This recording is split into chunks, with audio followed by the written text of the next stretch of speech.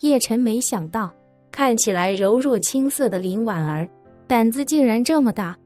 他明确地知道，自己和他根本就不是吴飞燕的对手。一旦正面遭遇吴飞燕，两人几乎必死无疑。毕竟，之前云如哥曾当着两人的面告诉他们啦，吴飞燕100多年前就已经打开了泥丸宫，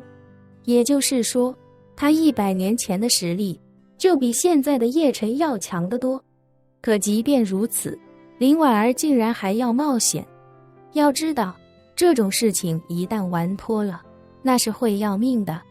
于是，他非常认真地说道：“咱们俩在吴飞燕面前，没有任何逃生的可能性。你确定真的要在这里冒险？”林婉儿郑重地点了点头，看着叶晨，坚定不移地说道：“过去的300多年里，我一直都躲着他，为了不被他发现，我也一直都很谨慎，谨慎到所有与他有关的地方，我几乎一辈子不会踏足。可是，现在知道他有可能会来这里，我也不知怎么的，心里忽然很想冒这一次险。”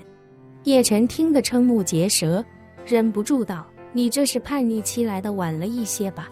林婉儿吐了吐舌头：“有可能啊，可不管怎样，我现在终于明白，那些极限运动爱好者为什么要徒手攀爬摩天大楼了。他们也知道，攀爬中稍有不慎就会粉身碎骨，但他们还是要去尝试，为的就是那种冒险的紧张和刺激，以及成功之后的征服感。”顿了顿，林婉儿又道：“别人见到摩天大楼是抬头仰望，是感叹和称赞，而他们见到摩天大楼，心里想的却是，我曾经不依靠任何外力和保护，徒手征服过它。想必那种成就感是可以让他们开心很久的。”叶晨沉思片刻，开口道：“我劝你还是尽量保持理智。如果这个决定是错的，那这个错误可能就没有任何改正的机会了。”林婉儿低头抿了抿嘴，随后抬起头来，有些激动地说道：“我有自知之明，这辈子我不可能拥有杀掉吴飞燕的能力，能不被她杀掉，就已经是莫大的成功了。可是，我虽然没能力杀掉她，但起码我今天有机会用实际行动来藐视她。她吴飞燕不是做梦都想抓到我吗？那她可能做梦都想不到，我曾在某时某刻与她近在咫尺。如果这一次我成功了，那我这辈子与吴飞燕的猫鼠游戏，就算是先赢了她一次，若到她死的那天，她都没有抓到我，那我就赢到了最后。只要我这次赢了，将来的某天，我一定会让她知道，我林婉儿并没有一味地被她吴飞燕追着跑。到了那天，我也会让她知道，我林婉儿虽手无缚鸡之力，但也敢在她吴飞燕的面前谈笑风生。纵使她强横一世又如何，我林婉儿依旧赢了她。”叶晨见林婉儿满脸激动，跃跃欲试的样子，心里忽然有些理解她的这种心情。她躲了吴飞燕300多年，持续300多年的奔波逃亡，估计林婉儿还是这世上唯一的一个。如她所说，她这辈子靠实力找吴飞燕报仇是没可能了，但却可以用绝大的勇气去打吴飞燕的脸，在吴飞燕的眼皮子底下又不被发现，或许就是他现在打脸吴飞燕最好的办法。于是叶晨也有些被他感染，开口道：“既然这样，那我也不用让人来悄悄装什么监控了，我陪你一起在这里等吴飞燕过来，顺便亲眼看一看他吴飞燕到底是何许人也。”林婉儿惊喜地问道：“公子真愿意陪我一起？”叶晨点点头：“没错。”林婉儿认真道：“这是在万丈悬崖上走钢丝，万一失误，会没命的。”叶晨笑道：“你都不怕，我怕什么？”林婉儿微微一笑，眼中满是诚挚地说道：“有公子这句话，奴家便知足了。只是奴家跟公子不一样，奴家无依无靠，无亲无故，死对奴家来说从不是一件可怕的事情，相反，死对奴家来说是解脱，所以奴家想自己留下，不想连累公子。叶晨摆摆手，我都劝不动你，你凭什么觉得你能劝得动我？林婉儿坚持道，可这是奴家跟吴飞燕的私人恩怨。叶晨淡淡道，我与他也有恩怨，我父母虽不是他亲手所杀，但他作为幕后主使，就是我最大的仇人。林婉儿连忙道，那奴家今日留下来打吴飞燕的脸，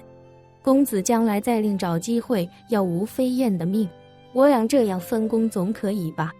叶晨摇摇头，看着林婉儿，认真说道，不如这样，从今往后，凡是与吴飞燕有关的事情，你都与我一起。今日我陪你打他的脸，将来你陪我要他的命，你看如何？林婉儿看着叶晨，一时间不知该说什么。双眸中叶晨的影像渐渐模糊，竟是泪湿了眼眶。他将眼泪强忍回去，柔美一笑，开口道，承蒙公子抬爱，从今日起，奴家与公子共进退。双廊古镇，身穿情侣装的叶晨与林婉儿并没有着急采购装备，而是先在镇子上四处走走看看。虽然双廊古镇在林婉儿看来变化翻天覆地，但她还是找到了一些年少时的记忆。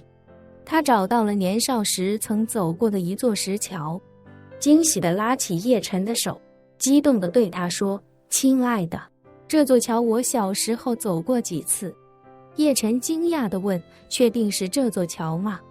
确定。林婉儿拉着叶晨走上青石桥，在石桥中央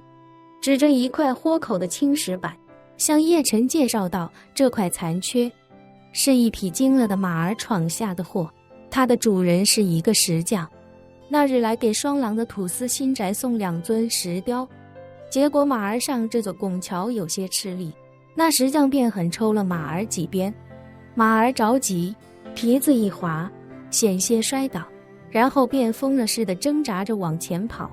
把拖着的板车掀翻了，其中一尊石雕砸在这块石板上，留下了这么一道豁口。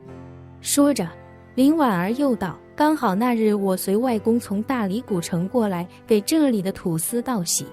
所以刚好就在桥边看到了马儿受惊闯祸的全过程。叶晨听他描述，脑海中已经情不自禁地幻想出了他所描述的这幅场景。这时恰逢一个年纪约莫7、8岁，身穿汉服的小女孩，手中拿着糖葫芦，迈着小碎步一蹦一跳地上了桥。她的母亲弓着身体跟在身后，用手机不停地给她拍照，而她的父亲则背着一大一小2个包，拿着2杯饮料，不紧不慢地跟着。林婉儿一双眼睛一直追着那个小姑娘看，脸上情不自禁地浮现出微微笑意，对叶晨说，那时候我年纪比她还要小一点。说着，林婉儿冲着叶晨俏皮地眨了眨眼，说道，不过我那时穿的衣服比她好看，外婆一阵阵亲手给我绣的被子，便是整个滇南都找不出第2件，不似现在年轻女孩子穿的汉服，大都仿得四不像，一点汉服的神韵都没有。叶晨回想在北欧见到林婉儿时，她那一身汉服简直考究的不像话，于是便好奇地问她，当日在北欧见你时，你穿的衣服是在哪儿买的？林婉儿羞答答地笑着说道，你我第1次见面，我穿的扬州彩绣裙还有四方祥云的云肩都是我自己做的，我那些女工刺绣的手艺便是跟外婆学的，只是外婆走得早，她的手艺我也只是学会了6、7成。随后的几个小时，叶晨又陪着林婉儿在古镇逛了个遍。待林婉儿逛够了之后，2人才找了一家户外用品店，采购了一些露营需要的装备。因为是洋装情侣，所以2人便买了一顶帐篷，又买了睡垫，轻薄睡袋以及露营灯这些必备用品。除此之外，叶晨还买了2把折叠椅、1张折叠桌，以及一些洗漱日用的百货。叶晨觉得，既然要在吴飞燕的眼皮子底下玩一出灯下黑，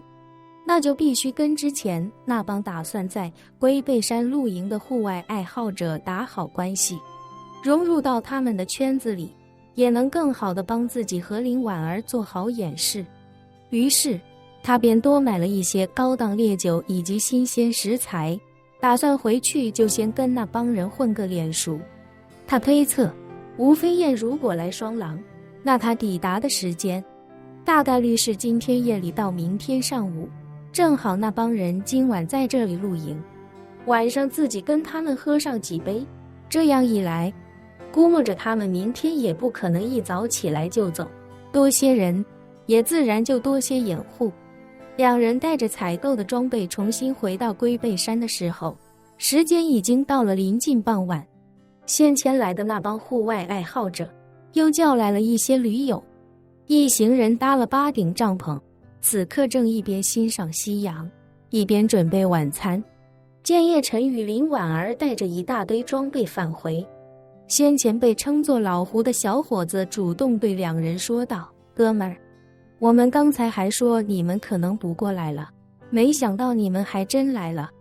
叶晨看了看身边的林婉儿，笑着说道：“没办法，女朋友非要露营，我也只能陪着一起了。”那老胡指着那8顶帐篷旁边的空地，笑着说道：“我们特地把帐篷扎得密了一些，给你们留了个空，你们可以把帐篷支在那边，我们正打算生火烤串，一会一起吃点儿。”叶晨点点头，笑道：“谢了哥们。”说罢，他来到众人跟前，将手中装着酒水的手提袋递给那老胡，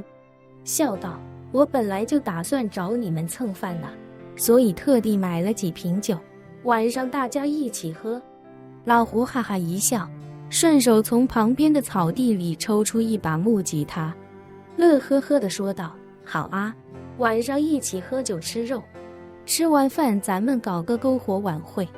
在这大山里头也不怕扰民，可以尽情地喝酒唱歌。”本期视频结束，欢迎订阅我的频道，这样就不会错过精彩内容。